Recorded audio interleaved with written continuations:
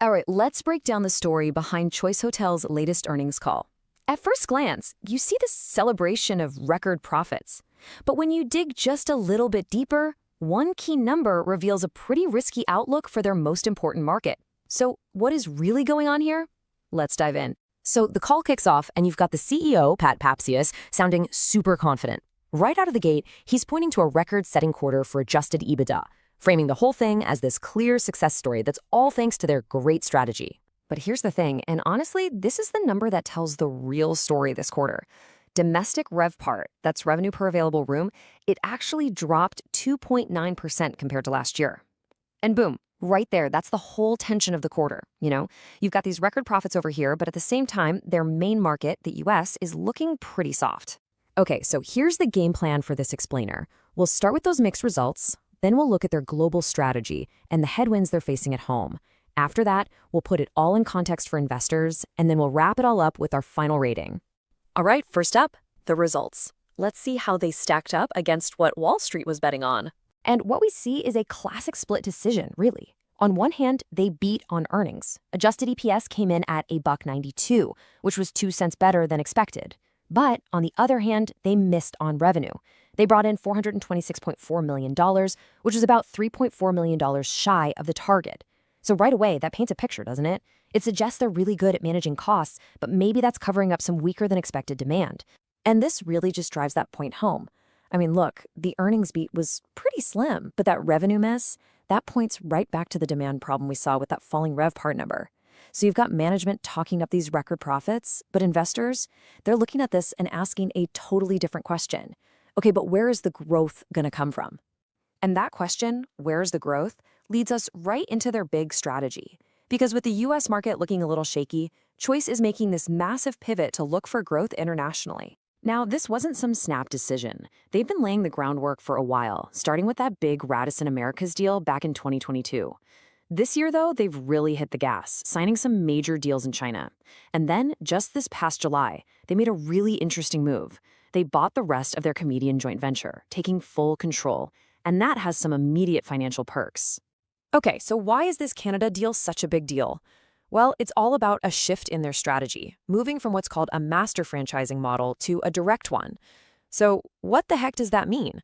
Well, with direct franchising, Choice gets to keep more of the money, higher royalty rates, and they get way more say over how the brand is run. The master franchise model is more hands-off. You basically hand the keys to a local partner. So by making this move in Canada, they're basically saying, hey, we see a huge opportunity here, and we want to be in the driver's seat to make it happen.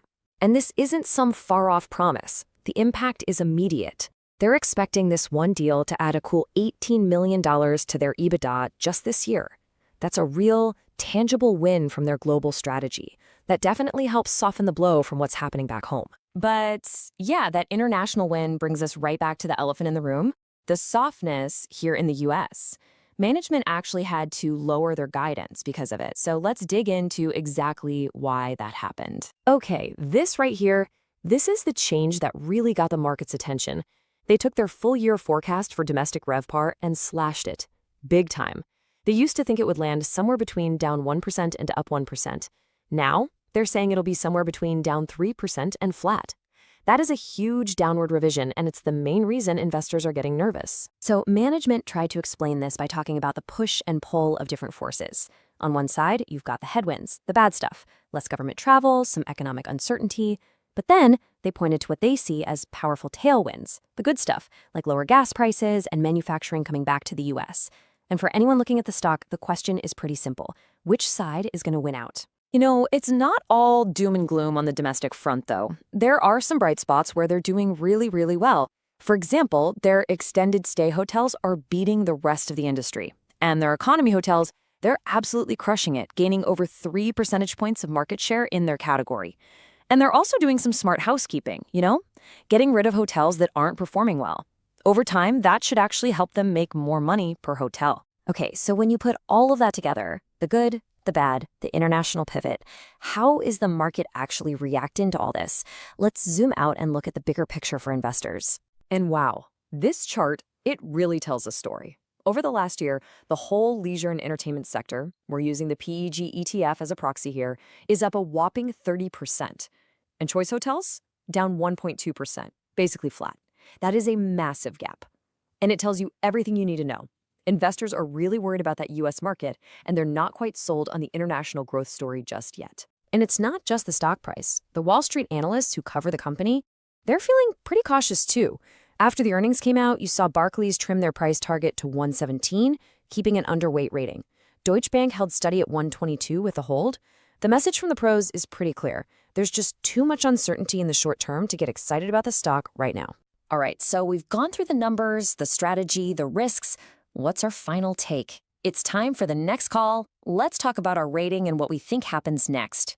So, it all boils down to this one question, right? Can the good stuff, that international growth and their tight cost control, be enough to overcome the weakness they're seeing right here in their biggest market, the US?